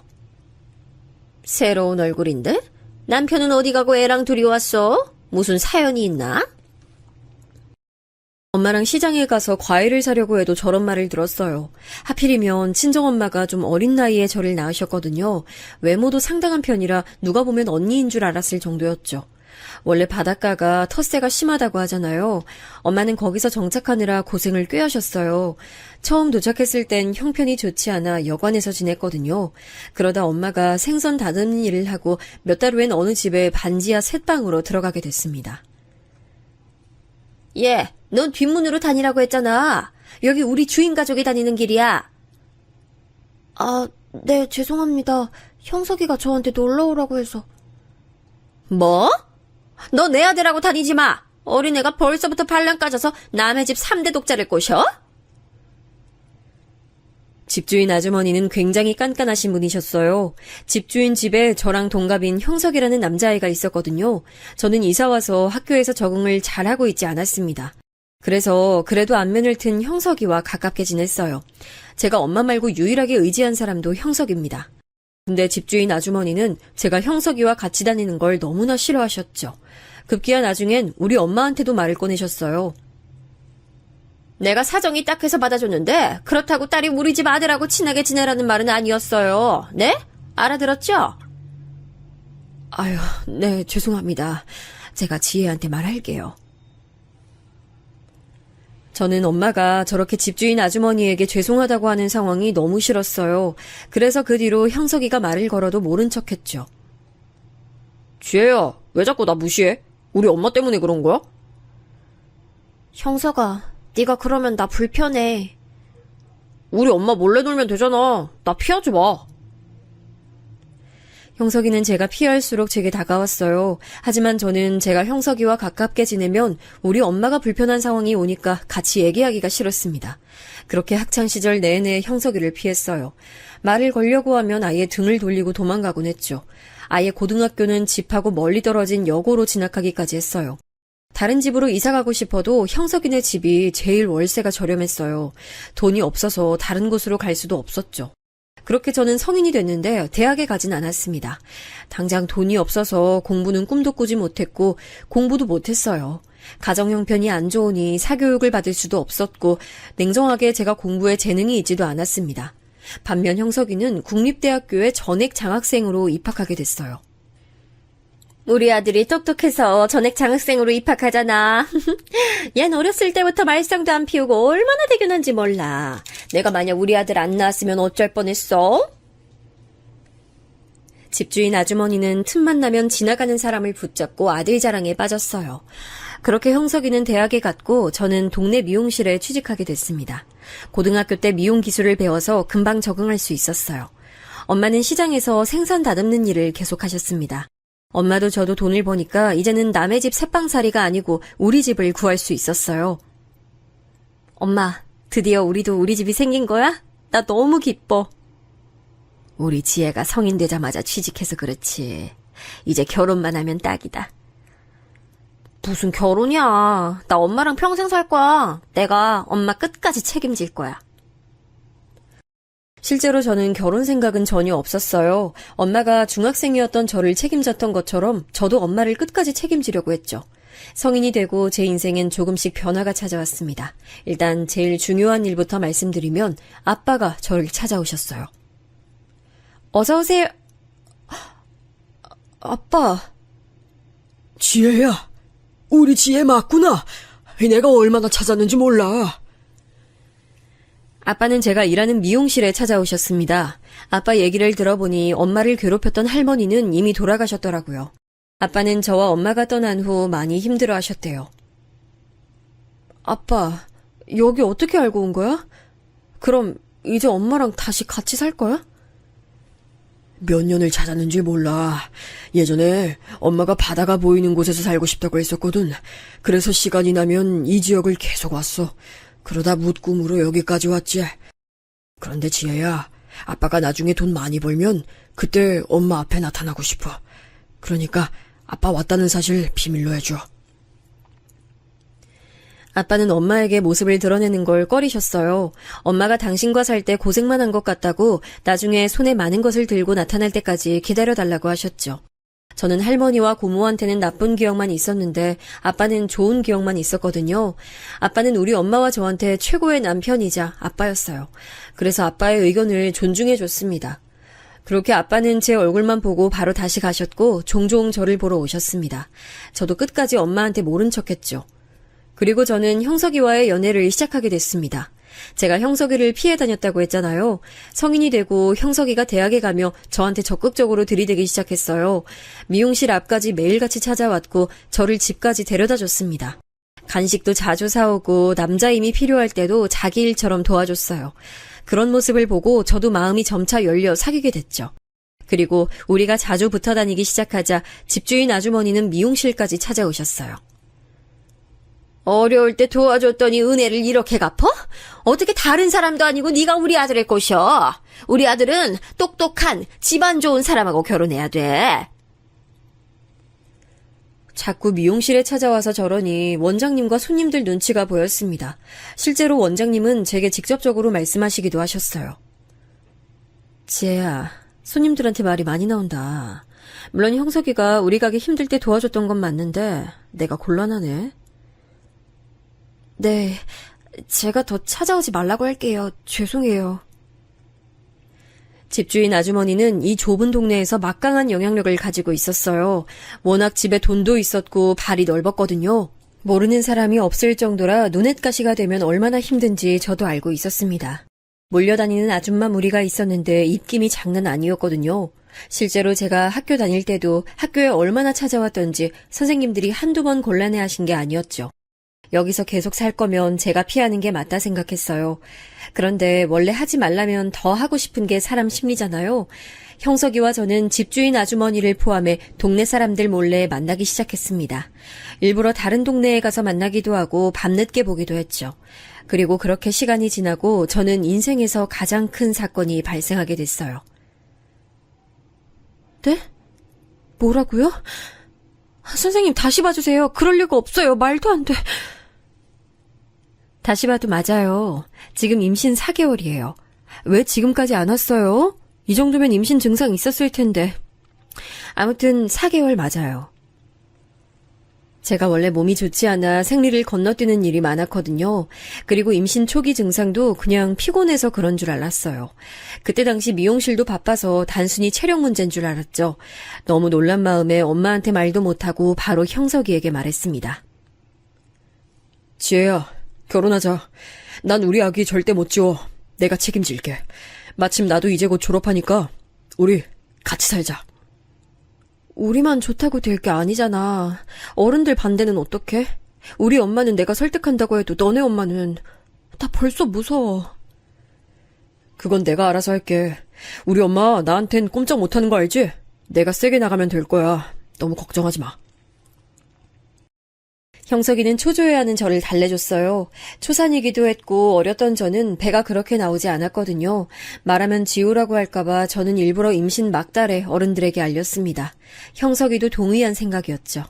양가 부모님 반응은 엄청났습니다. 아니 지혜야, 이게 무슨 소리야? 갑자기 임신이라니? 아니 막달이라니? 그러면 다음 달에 아기를 낳겠다는 거야? 아니 나는 네가 형석이랑 만나는 건 알았는데 임신한 줄은 몰랐지. 너 아직 어려. 지워. 못 지워. 이미 막달인데 어떻게 지워. 그리고 나 이 애 키울 거야. 형석이랑 이미 얘기 끝났어. 나도 미용실에서 일하고 형석이도 곧 졸업하고 취직하면 키울 수 있어. 결혼이 장난이야? 넌 내가 그렇게 시집살이 당해서 이혼까지 했는데 아니 왜 지옥불에 네 발로 들어가려 해? 딱 봐도 너네 시어머니 될 사람 보통이 아니잖아. 엄마는 그런 집에 너 시집 못 보내. 아우 진짜 엄마 속상하게 할래? 장모님, 제가 책임지고 엄마 설득할게요. 아버지는 항상 제 편이니까 엄마는 제가 말 잘해볼게요. 절대 지혜한테 피해 안 가게 할게요. 형석이는 우리 엄마를 안심시키려고 노력했어요. 하지만 처음 시댁으로 인사 갔을 때 시어머니는 저에게 엄청난 반응을 보이셨습니다. 저도 자라면서 친할머니가 엄마를 괴롭히는 걸 봤잖아요. 비교하자면 우리 시어머니의 시집살이가 훨씬 심했습니다. 일단 첫 만남에서 시어머니는 제 옆에 있던 쿠션을 집어 던지셨어요. 엄마 왜 그래요? 그래도 제 아이 임신한 사람한테. 나가! 순진하고 똑똑한 내 아들 꼬셔서 키놓고 임신을 해? 내가 너 중학생 때부터 알아봤어. 내가 그럴 줄 알았으면 왜 네 엄마랑 너를 받아줬을까? 아유, 두야, 아유. 시어머니는 저를 향해 고래고래 소리 지르셨어요. 너무 놀라 눈만 동그랗게 뜨고 있던 저에게 쿠션을 던지고 나가라고 하셨죠. 시아버지와 남편이 말리지 않았다면 저는 시어머니의 발길질에 맞았을 거예요. 시아버지라고 저에게 환대하는 모습을 보인 건 아니었습니다. 하지만 시어머니의 반응이 너무 격렬해서 상대적으로 시아버지는 신경 쓰이지 않았어요. 그렇게 충격적인 첫 만남 이후로 시어머니는 이대로 가만히 두면 안 된다고 생각하셨나 보더라고요. 제가 일하는 미용실에 와서 회방을 놓기 시작했습니다. 가만히 있는 내 아들을 왜 꼬시냐고. 사장님은 직원이 그러는 거 알았어요? 우리 아들 3대 독자인 걸 알죠? 여기 마을 사람이면 모를 수가 없잖아. 아우 속 터져. 하루에도 몇 번씩이나 찾아와서 저렇게 회방을 놓으니 나중에 원장님은 제게 말씀하셨어요. 지혜야, 그만 나와줬으면 좋겠어. 자꾸 저렇게 찾아오니까 나도 손님들 보기가 좀 그렇네. 너도 곧 출산하면 어차피 일 못하니까 그래도 내가 월급은 조금 더 넣었어. 좋게 마무리하자. 원장님에게 나쁜 감정은 없었어요. 저 같아도 매일 저렇게 찾아오면 불편할 것 같았거든요. 시어머니는 심지어 우리 엄마가 일하던 가게까지 찾아갔습니다. 딸이 뭐하고 돌아다니는지는 알아야 할 거 아니야. 내 아들 인생 어떡할 거냐고. 우리 엄마한테 왜 그러세요? 저한테 뭐라고 하세요? 원래 자식이 이상하면 부모가 욕먹는 거야. 네가 처신을 잘했어야지. 시장에 있던 모든 사람이 지켜볼 정도로 시어머니는 행패를 부리셨어요. 그런 모습을 보고 저는 이 아이를 낳아야 하나 생각이 들었습니다. 하지만 이미 때는 늦었더라고요. 막달이었고 아기는 금방 나올 기세였죠. 그렇게 저는 양가 반대 속에서 출산하게 됐습니다. 남아선호 사상이 심한 시댁 분위기 때문에 속으로 얼마나 아들을 바랐는지 몰라요. 그런데 태어난 아이는 딸이었습니다. 물론 저는 성별에 상관없이 제 자식이니 사랑스러웠어요. 아이를 낳으니 시아버지는 시댁으로 들어오라고 하셨습니다. 시어머니는 끝까지 반대했지만 시아버지가 들어오라고 하니 별 수 없었죠. 그리고 제 시집살이가 시작됐습니다. 네가 살림을 안 해와서 그런가? 정말 형편없다. 아이 먼지를 닦으랬더니 왜 먼지를 쌓이게 하는 거야? 출산한 지 얼마 되지 않아 몸도 회복하지 못한 상태로 저는 시댁의 집안일을 모두 다 해야 했어요. 시댁이 못 사는 편이 아니라 집이 컸거든요. 2층 집이었는데 그 집을 다 제가 청소해야 했죠. 엄마랑 단칸방에 살던 때는 청소라고 할 게 딱히 없었거든요. 그냥 쓰레기를 제때 버리고 청소기 밀면 끝이었어요. 근데 시댁 집안일은 끝이 없었습니다. 뭐 하나 끝나면 다른 게 기다리고 있었어요. 사실 집안일만 하라고 하면 할 수는 있었는데 문제는 저는 갓 출산한 상태였고 그런 저를 시어머니가 매일 감시하고 있었다는 거예요. 너 아까 2층 바닥 쓸었니? 내가 지금 갔다 왔는데 너무 더러워. 빨리 가서 청소해. 아까 쓸었는데 아기 기저귀만 갈고 제가 다시 할게요. 걔는 여자애라 그런가 왜 이렇게 예민하니? 맨날 빽빽 울기만 하고. 아유, 우리 아들은 어려서부터 참 순했는데 그런 거 보면 너 닮았나 보다. 시어머니는 저한테만 그러는 게 아니고 우리 딸도 싫어하셨어요. 대놓고 딸아이라 예민하다고 하며 울음소리만 들려도 싫어하셨죠. 나중엔 울음소리가 듣기 싫으니 방에서 아기를 데리고 나오지 말라고 하실 정도였어요. 어린 마음에 너무 속상하고 우리 아기가 마치 짐처럼 느껴졌어요. 그래서 아기를 안고 얼마나 울었는지 모릅니다. 남편은 졸업하고 시아버지를 따라 일하고 있었어요. 시아버지는 작은 사업을 하고 계셨거든요. 그 사업을 물려받겠다고 열심히 일을 배우고 있었죠. 그래서 너무 바빴습니다. 저는 결국 시어머니와 단둘이 집에 있는 날이 많았어요. 제가 더 힘들었던 건 시어머니와 말이 너무 많다는 점이었습니다. 저는 종일 시어머니의 친구들 뒷담화를 들어야 했어요. 친구들뿐만 아니고 저는 얼굴도 모르는 본인의 지인들과 친척들 욕을 매일같이 들어야 했죠. 그래서 내가 뭐라고 했는지 알아? 그만하라고 했더니 막 걔 표정이 아우 말도 마라 웃겨가지고 참나. 아이 그리고 다른 애는 걔가 남편하고 이혼했는데 남편이 지를 찾아온다고 그러던데 야, 얘 좀 더 닦어. 그렇지. 소파에 드러누워 텔레비전을 보며 바닥을 닦는 저한테 자꾸 말을 거셨어요. 저는 등 뒤에는 아기가 엎혀있고 시선을 들면 시어머니가 있었습니다. 방에서 조금 쉬려고 하면 시어머니는 귀신같이 저를 부르셨어요. 예, 시장 가게 나와라. 장바구니 챙기고 어서 나와. 시어머니는 밖에 나가는 것도 좋아하셨는데 시장에 갈 땐 꼭 저를 데리고 다니셨어요. 시장에 가서도 아는 사람이 워낙 많으니 가게마다 멈춰서 대화하셨습니다. 그러니 저는 너무 그 상황들이 힘들었어요. 아기는 뒤에서 보채고 시어머니는 계속 멈추니까 중간에서 너무 난처했습니다. 또 시어머니는 절대 짐을 들지 않으셨어요. 그래서 제 손에는 과일부터 생선, 고기 등 온갖 것이 다 들려 있었죠. 시장에 다녀오면 몸살이 나서 견딜 수가 없었습니다. 원래 여자들은 남자들이 식사하고 먹는 거야. 넌 며느리니까 이따 시아버지랑 남편 출근하면 그때 먹어. 새벽같이 일어나서 제가 요리해서 아침을 차려도 저는 마지막에 먹어야 했어요. 아침을 차리기 전에 시어머니는 김이상궁처럼 제 요리를 하나씩 다 맛보셨습니다. 너는 멸치를 왜 이렇게 볶니? 아유, 단맛이 전혀 없잖아. 물려 더 넣어. 아우, 짜! 너 미각이 어떻게 된 거 아니야? 아이, 계란말이 옆에 터졌잖아. 이걸 시아버지 입에 넣고 싶어? 잔소리가 어찌나 심한지 나중엔 요리하기 전부터 머리가 아프더라고요. 종일 옆에서 잔소리와 남의 뒷담화를 듣는 건 절대 쉬운 일이 아닙니다. 또 제가 힘들었던 건 바로 김장이에요. 여러분은 김장을 직접 하시나요? 저는 저때 사건으로 인해 아직도 김치는 사 먹을 정도로 김장에 대한 트라우마가 있습니다. 시어머니는 시댁이 큰 집이라는 이유로 김장을 100포기를 하셨어요. 문제는 본인은 아무것도 하지 않고 저를 시키셨습니다. 하나부터 10까지 제가 모든 것을 다 해야 했어요. 시장에 가서 배추를 사고 그 배추를 절이고 속을 만들고 넣는 것까지 제가 다 책임져야 했죠. 예, 거기 속 안 채워졌다. 그건 너무 많어. 좀 덜어. 아우, 넌 무슨 애가 중간을 몰라. 아, 그래, 그런 식으로. 차라리 김장을 100포기를 시킬 거면 그냥 저를 가만히 냅뒀으면 좋겠더라고요. 시어머니는 자기는 배추 하나도 속을 넣지 않으면서 시키기만 하셨어요. 아이는 옆에서 칭얼거리고 시어머니는 잔소리하고 하루도 편할 날이 없었습니다. 하지만 이런 것도 제가 엄마를 자주 볼 수 있었으면 괜찮았을 거예요. 시어머니는 심지어 제가 우리 엄마를 보러 가는 것도 좋아하지 않았습니다. 어머니, 저 아영이랑 엄마 보러 다녀올게요. 저녁 먹기 전에 들어올 거예요. 또 나가? 그저께 보러 다녀왔잖아. 출가 외인이라는 말 못 들었어? 아, 엄마가 무릎이 아프다고 하셔서요.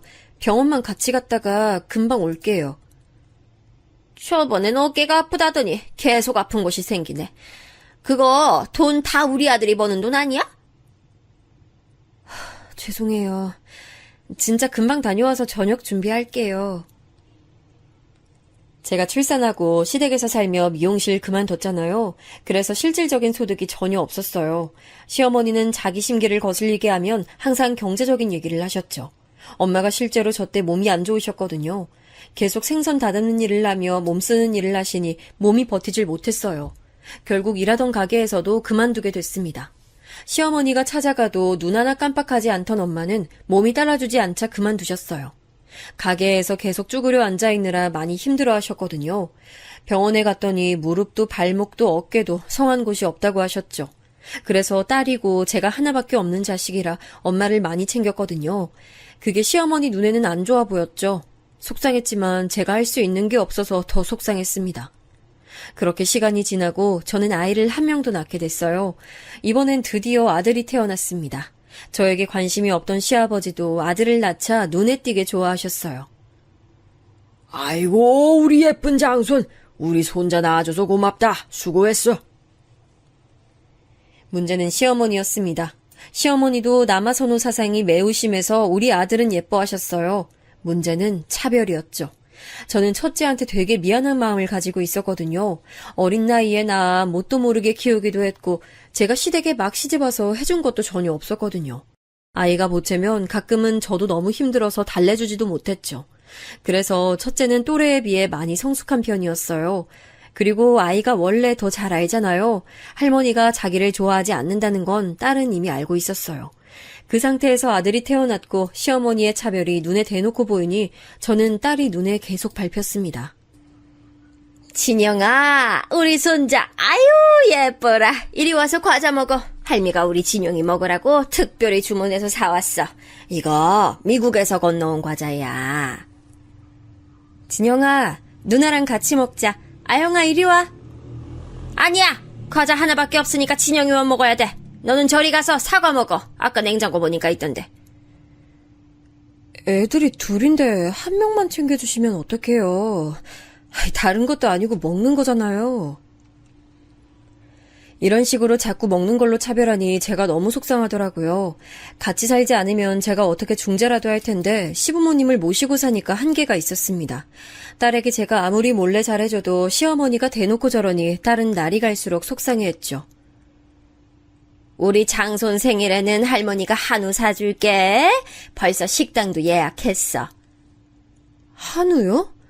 어머니, 그렇게까지 안 하셔도 돼요. 저번에 아영이 생일 땐 집에서 간단히 했잖아요. 아이들도 이제 어느 정도 컸으니까 집에서 케이크 사다가 간단하게 해요. 무슨 말을 하는 거야? 우리 장손인데. 할미가 알아서 할 테니까 우리 진영이는 친구들 초대할 생각만 해. 알겠지? 심지어 딸과 아들의 생일 때도 시어머니는 너무 태도가 달랐어요. 딸의 생일은 기억하지도 못했는데 아들 생일 때는 크게 파티를 열었거든요. 엄마, 할머니가 내 생일 때는 뭐 대단하냐고 케이크 샀냐고 그랬잖아. 근데 진영이는 한우 먹어? 나 속상해. 아영아, 할머니가 아무리 너한테 그래도 아영이는 엄마랑 아빠의 소중한 자식이야. 알지? 그래도 너무 속상하고 슬퍼.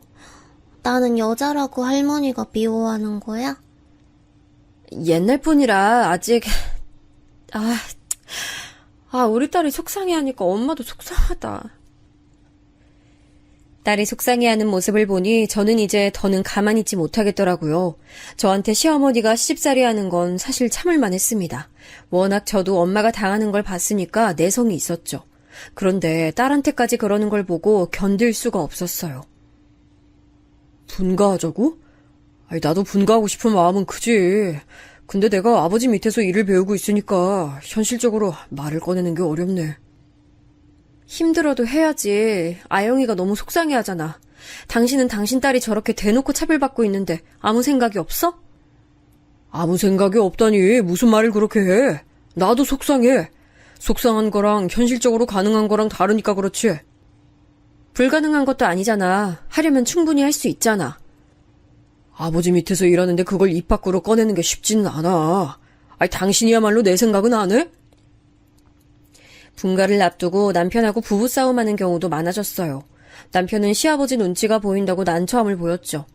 남편이 이해가지 않는 건 아니었는데 저는 딸의 속상함이 먼저였어요. 그 과정에서 시어머니와 많이 부딪히기도 했죠. 진영아, 이리 와서 망고 먹어. 우리 손자 먹이려고 할머니가 특별히 서울에서 시킨 거야. 일로 와. 아영아, 진영아, 망고 먹게. 부엌으로 와. 아니, 진영이 먹을 양밖에 없어. 아영이는 그냥 사과 줘. 에이, 어머니. 아영이도 입 있어요. 진영이만 먹이면 버릇 나빠져요. 반 갈라서 한쪽씩 먹이면 돼요.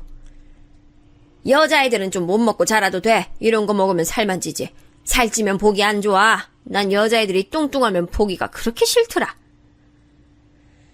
아영이 지금도 말랐어요. 살쪄도 돼요. 오히려 병원에서는 너무 말랐다고 찌라고 하더라고요. 내 눈엔 그렇게 안 보여서 모르겠어. 딸만 챙기지 말고 아들 좀 챙겨봐. 대를 잇는 건 결국 아들이야. 제가 시어머니 앞에서 딸을 많이 감싸니까 시어머니는 더 오기가 생겼나 봐요. 나중엔 대놓고 아들만 챙기기 시작했어요. 시어머니가 남아 선호 사상이 심한 건 알고 있었는데 이 정도인 줄은 몰랐습니다. 아니, 어쩌면 저와 기싸움을 하려고 그런 걸 수도 있겠죠. 저라고 아들이 예쁘지 않은 게 아니었어요. 제 배에서 나왔는데 어떻게 차별하겠어요? 저는 그냥 둘 다 제 자식이니 동등하게 대하려고 했던 거였죠. 그런 제 모습이 시어머니는 원래도 아들을 많이 챙겼는데 더욱 심해졌죠. 심지어 놀이공원을 아들만 데리고 가더라고요. 딸도 그 놀이공원을 엄청 좋아하거든요. 이건 분명히 의도된 행동이었어요. 어머니, 아무리 그래도 진영이만 데리고 가시면 어떡해요. 아영이도 데리고 가주셔야죠.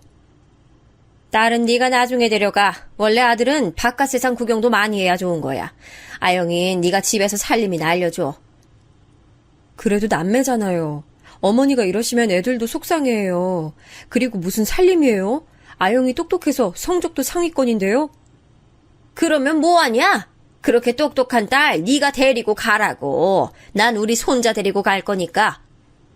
엄마랑 누나랑 같이 가고 싶어요. 진영이도 그러잖아요. 어머님 괜히 혼자 그러시니까 가족 분위기도 이상하죠. 제발 그만하세요. 제가 뭐라 해도 아들의 손만 잡고 시어머니 앞을 가로막았어요. 마침 아들도 가기 싫어하는 눈치라 일부러 아들과 딸을 데리고 집을 나왔습니다. 그리고 일부러 저녁 늦게까지 우리끼리 놀았어요. 이 사건으로 저는 완전히 분가에 대한 결심을 굳히게 됐습니다. 그런데 남편에게 요구해서 분가 얘기를 꺼냈더니 정말 황당한 일이 일어났어요. 시어머니가 단식투쟁에 들어가셨습니다. 드라마에 나오는 것처럼 방에 들어누워 한 끼도 드시지 않으셨어요. 머리까지 싸매고 들어누워 아무 말도 하지 않으셨죠. 아이고, 이래서 머리 검은 짐승은 받아들이는 게 아니다 그러더니, 아유, 내가 며느리 하나 잘못 들였다가 이 고생을 하네. 아유, 애초에 어릴 때 받아주는 게 아니었어. 아이고. 어머니, 저한테 도대체 왜 그러세요? 그리고 그때도 돈 다 내고 살았잖아요. 아무것도 없이 결혼한 며느리 받아줬더니 분가 얘기 꺼내는 게 말이 되니? 기가 막혀서 정말, 아유, 혼수도 안 해왔으면서. 제가 그래서 아기들 컸으니 미용실에서 일한다고 했잖아요. 그때 어머님이 집에 있으라고 하셨으면서 왜 그러세요? 이것 봐. 그럼 애는 누가 키워? 네가 낳았으니 네가 키워야지. 이렇게 뻔뻔해서 나가! 방에서 나가! 시어머니와 제 갈등은 점차 깊어졌어요. 결국 분가는 없던 일로 돌아가게 됐습니다. 그렇게 최대한 제가 딸을 속상하지 않게 노력하며 지내고 있었어요. 당시 엄마는 집에서 계속 쉬고 있으니까 답답하다고 마트에서 일을 시작하셨습니다. 그동안 모아놓은 돈도 떨어져서 용돈벌이 겸으로요. 저는 그런 엄마를 응원했어요. 제가 병원에 데리고 다니면서 엄마의 건강도 회복됐거든요. 청소를 한 거야 만 거야? 왜 이렇게 집에 먼지가 많어? 아까 제가 아침 먹고 청소기 돌린 거 보셨잖아요. 2층까지 제가 혼자 다 청소했어요. 너무 대충 돌린 거 아니야? 바닥에 먼지가 가득이잖아. 걸레로 닦았어? 화장실은 청소했어? 어머니, 저 지금 빨래하고 있으니까 이거 다 하고 할게요. 아침부터 요리하고 청소하고 정신이 없네요. 이따 아이들 학원도 데려가야 돼요. 한 번 할 때 제대로 하는 법을 배워. 어째 너는 신혼 때부터 변하지를 않니? 그러면 어머님이 저 대신 해주세요. 어머님 청소 잘하시잖아요. 저는 아이들 챙기랴 집안일 하랴 너무 정신이 하나도 없어요. 너 지금 시애미한테 집안일 시키는 거야? 시어머니와의 갈등은 날이 갈수록 심해졌어요.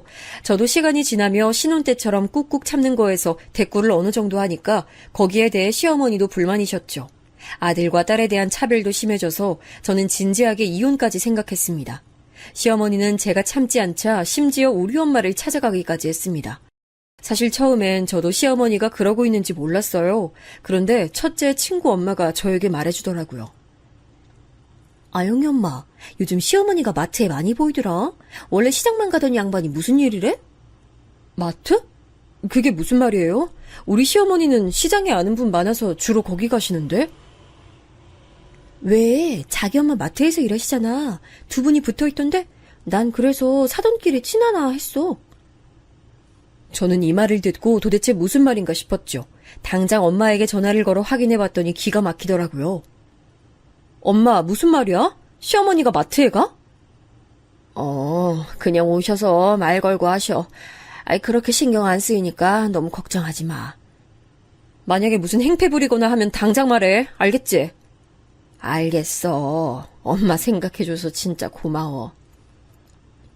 시어머니에게 대놓고 티를 내진 않았어요. 왜냐하면 말하는 순간 또 싸움이 일어날 게 뻔했거든요. 어쩐지 시어머니가 저한테 엄마에 관한 얘기를 안 한다 싶었더니 이런 일이 있었던 거였죠. 그래서 저는 진짜 아무 일도 없는 줄 알았습니다. 근데 완전한 제 착각이라는 것을 나중에 알게 됐어요. 그 사건이 오늘 사연의 핵심인데요. 제가 그날따라 아이들이 과자를 먹고 싶다고 보채더라고요. 평소에 몸이 안 좋아서 과자를 많이 먹이는 편은 아닌데 유독 보채길래 둘을 데리고 마트에 갔습니다. 야채나 고기를 사러 갈 때 저는 시장을 이용하지 않고 마트로 갔었어요. 엄마의 얼굴을 한 번이라도 더 보려고요. 그날도 그래서 아이들 과자도 사고 장도 볼 겸 마트로 발길을 향했습니다. 고를 것을 다 고르고 마트 계산대로 향했더니 글쎄 시어머니가 거기 있더라고요. 일부러 아는 척을 하지 않고 조용히 엄마 곁으로 향했는데 깜짝 놀랐습니다.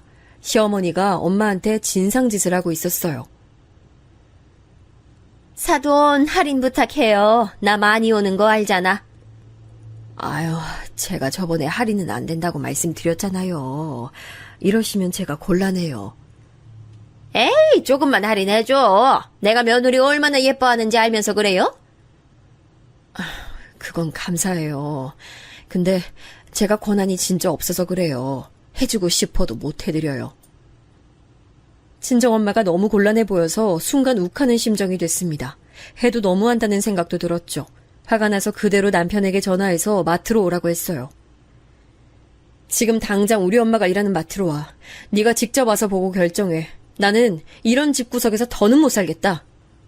무슨 일인데 그래? 진정하고 말해봐. 일단 지금 갈게. 나중에 혹시나 또 발뺌할까봐 저는 일부러 그 광경을 영상으로 촬영하기 시작했어요. 참는 것도 한계가 있었죠. 우리 엄마는 분명 제가 걱정할까봐 비밀로 했을 거예요. 그걸 생각하니 더 속상했습니다. 제가 영상으로 촬영하는 것을 모르는 시어머니는 계속해서 엄마에게 할인을 요구했어요. 너무 진상짓을 하니 주변에서 그 광경을 보려고 사람들도 모여들었습니다. 시어머니는 부끄럼도 없는지 계속해서 우리 엄마를 난처하게 하더라고요. 사돈, 이거 제가 고기 몇 번 구입했잖아요. 3만 원만 깎아줘요. 자주 와주셔서 감사하죠. 근데 사돈, 저는 그냥 마트 계산원이지 사장이 아니잖아요. 해드리고 싶어도 못 해드려 죄송해요. 혼수도 안 해온 며느리 받아줬더니 아유 마트에서 조금 깎아주는 것도 안 해주고. 너무 죄송해요. 근데 저는 마트 사장이 아니라 해드릴 수 있는 게 없어요. 이러니까 내가 시집살이 시키는 거예요. 사람이 양심이 있어야지. 시집살이 앞으로도 죽어라 시킬 거야. 저는 순간 참을 수가 없었어요. 제가 아무리 없이 시집을 갔다고 해도 저건 도가 지나쳤다는 생각이 들었죠. 근데 시어머니가 저렇게 소리 지르며 엄마 앞에서 진상을 대놓고 부린 순간이었습니다. 저도 영상을 끄고 나서려고 했는데 제 앞을 누군가 가로막았어요. 그러더니 시모에 뺨을 세게 올려붙였습니다. 너무 당황해서 봤더니 세상에 그 사람은 바로 아빠였어요. 한동안 나타나지 않던 아빠가 우리 앞에 있었습니다. 아빠? 아빠요? 아이, 뭐야. 아이, 당신 뭐야. 아니, 지혜야, 너는 언제 왔어? 아유, 사람 살려, 사람 살려. 갑자기 나타나서 때리는 게 어딨어? 당신 누구야? 그 자리에 있던 모두가 당황했죠. 주변에서 지켜보는 시선도 많이 느껴졌어요. 내 아내랑 딸한테 이게 무슨 짓이야? 네가 CM이면 다야? 이혼해! 우리가 뭐가 아쉬워서 너한테 이런 취급을 당해야 돼? 김비서는 어디 간 거야? 김비서! 아빠? 아니, 아빠가 여기서 나온다고? 그동안 어디서 뭐하고 있었어? 지혜야, 저 망할 노인네가 네 CM이야? 김비서! 순간 제가 핸드폰으로 부른 남편도 마트에 도착했습니다. 그래서 모두가 보는 앞에서 아빠의 정체가 밝혀졌어요. 저 멀리서 검은 양복을 입은 남자가 헐레벌떡 뛰어왔습니다. 사장님, 어디 가셨나 했더니 마트 안에 계셨어요? 김비서, 잠시만. 여보, 오랜만이야. 내가 너무 늦게 왔지? 그동안 고생 많았어. 이제 남은 생 걱정 없이 살자. 당신 뭐야? 갑자기 나타나서 이게 뭐 하는 거야? 안녕하세요. 처음 뵙겠습니다. 사장님 명함 여기 있습니다. 뭐야, 사장? 사장이라고? 알고 봤더니 아빠는 저한테 예전에 돈을 벌면 찾아온다고 했잖아요. 그날이 드디어 왔던 거였어요. 작게 사업하던 게 점점 몸집이 커져서 어느덧 중소기업의 사장이 됐더라고요. 비서까지 와서 사장님이라고 하고 명함을 봤더니 사장이 맞았어요. 아빠는 그동안 재혼도 하지 않고 돈만 열심히 벌었더라고요. 그러면서 우리 가족을 다시 찾으러 왔던 거였습니다. 너무 바빠서 지금 와서 미안하다고 사과까지 했죠. 아빠, 이렇게 갑자기 찾아올 줄은 몰랐어. 미용실에 갔더니 네가 일을 그만뒀다고 하더라고. 결혼해서 사는 것도 알고 있었어. 아이들이 이렇게 컸구나.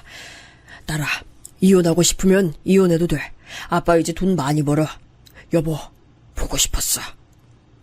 나 지금 꿈을 꾸는 것 같아. 이게 현실이야? 믿기지가 않아.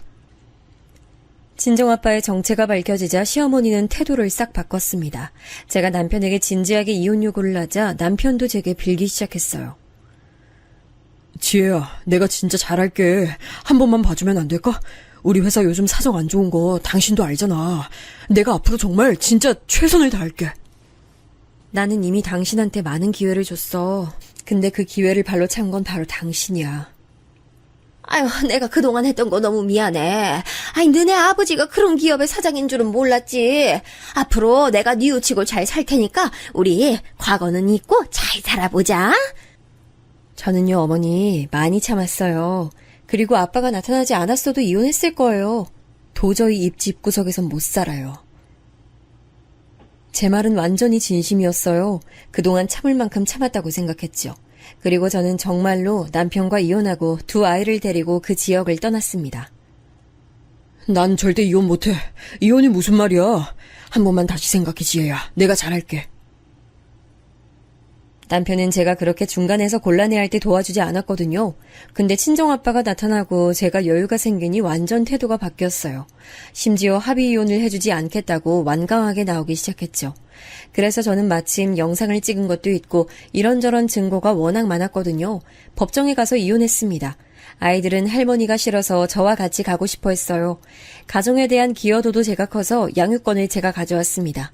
재산 부분에서 아빠가 많은 도움도 주셨고요. 그러고 나서 바다를 좋아하는 엄마를 위해 부산으로 거처를 옮겼어요. 알고 봤더니 아빠의 회사가 부산에 있더라고요.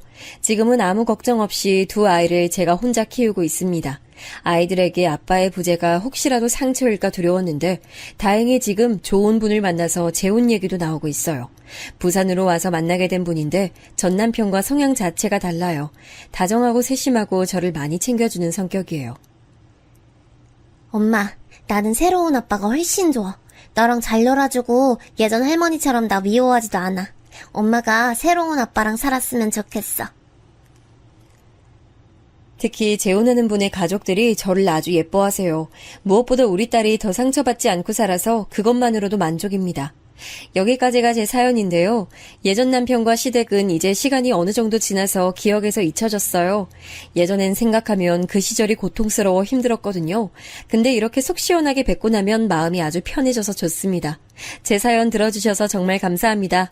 저는 여기서 이만 마치겠습니다.